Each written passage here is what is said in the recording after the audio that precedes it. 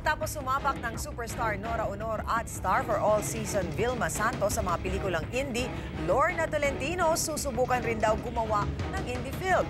Sa masusing direksyon ni Direk Joel Lamangan. Ang kabuuan ng kwento, narito po. Mula sa multi-awarded na pelikulang Thy Womb ng nag-iisang superstar Nora Honor hanggang sa pinaka-inaabangang pagpapalabas sa unang indie movie ni Star for All Seasons Governor Vilma Santos Recto na Extra. Isa pang poste ng telebisyon at pelikulang Pilipino ang aarte na rin sa lente ng isang indie film. Walang iba kundi ang Grand Slam actress ng Philippine showbiz, Miss Lorna Tolentino. Pagbibidahan ni LT ang Edita Burgos story, ang kwento ng isang inang naghahanap sa kanyang nawawalang anak. Ang kontrobersyal na aktivistang si Jonas Burgos na di umano'y dinakip ng militar noong 2007. Sa direksyon ng multi-awarded director na si Joel Lamangan at sa panulat ng critically acclaimed scriptwriter na si Ricky Lee, tinanggap umano ni LT ang proyekto dahil sa naibang lalim ng pelikula. Sa katunayan, naging emosyonal pa umano ang aktres habang pinag-aaralan ang kanyang role sa pagtawid ng mga pinakabigating pangalan sa mainstream cinema tungo sa mundo ng indie movies. Ano na nga ba ang implikasyon nito sa mga kasalukuyang estado ng pelikulang Pilipino sa bansa? Ang indie cinema na nga ba ang sagot sa muling pagbangon ng pelikulang Pilipino sa kabila ng pagiging low-budget production ng indie movies? Ano nga ba ang kontribusyon nito sa karera ng isang artista? Ang punto por puntong paghihimay sa issue, ihahayag na! Alam mo, nakakataba ng puso na si LT, no, ay papasok na rin. She's going to do her very first indie movie. Sa katunayan, ano, I mean, I'll be honest, no, noong dahil dito sa director's Master Showcase ng Sining Pambansa, inoferan ko ng role si Lorna. But she turned it down. At ang sabi niya na kung gagawa siya ng indie, gusto niya na nakasentro sa kanya yung kwento. Which I understand completely. And true enough, inoferan siya ni Joel Lamangan ng the perfect vehicle for Lorna Tolentino. Edith Burgos. Tinanggap niya. Yes. Perfect for her. Direct sa'yo yung pusong mamon, di ba? Hindi. Joel Lamangan din yun. Tapos Eric Quizon. Okay. So perfect for her. So I am really, really very happy na maganda ang kalalabasan nitong Master Showcase sa dami ng mga malalaking artista. Ang nakakatuwa lang ngayon, Ami at Direk, yung indie, yung mundo ng indie, pinapasok na ng mga mainstream stars. Nora Honor, Governor Vilma Santos, sina diba? Judy Ann before. Tapos Judy Ann Santos. Pagkatapos meron tayong LT ngayon.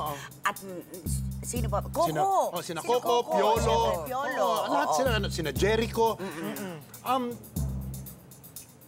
Very simple lang naman ang explanation dyan eh. Ano, Direk? Dito lang sila nakakakuha ng role sa talagang gusto nilang gawin. Tama. Siguro yun challenge. yung challenge. Yung parang mga pangarap nilang mga role. Maaring maliit lamang ang gana, ika nga ng kinikita. Pero yung accomplishment naman, nakakambal nun, hindi mo kayang bayaran ng kahit magkano naman. Parang iba yung sigurong magiging pakiramdam. Kung ganun yung role na gagawin nila. Alam niyo man ang ginawa ko last year, yung Sinimalaya ko, yung mga mumunting lihim. Si Ago, si Janice, si Judy Ann at si Isa. Hindi tumanggap ni isang kusing. Talagang wala yun. Wala sila talagang tinanggap. Pro bono yun. Pro bono sila. Ang sabi nila, bayaran nyo na lang yung makeup artist namin.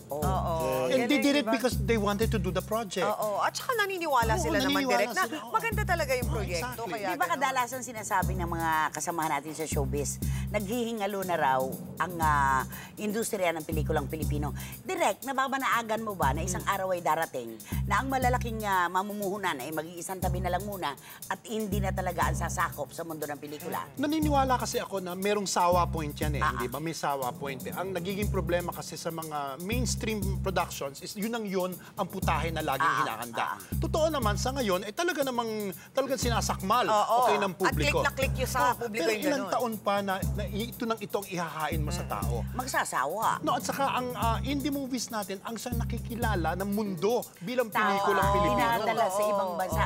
Buakaw. Pagkatapos yung kay Miss Nora Honor, Thy Womb.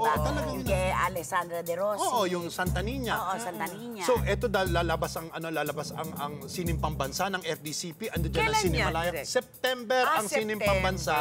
Ang Sinimalaya sa July. Direct yung extra ni Governor Vilma. Sinimalaya yun. Wow. Sinimalaya yun. Abang-abang din yan.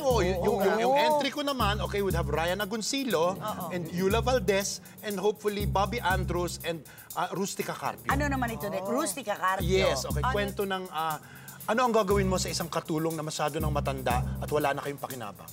Ay, maganda rin. Oh, hindi ba? O, yun ang aking kwento naman. Maganda. Naku, basta abang-abang ang mga indie movies. Oo, Si talaga. Cogy Domingo noon at saka si Sid Lucero, di ba? Oo, magaling Napakaganda din. noon. O, sa muli, Yes, ni oo, Adolf muli. Alex sa muli. Ay, basta. So, buhay na buhay. Kaya, let's differentiate films from movies. Yes! Okay. Oo.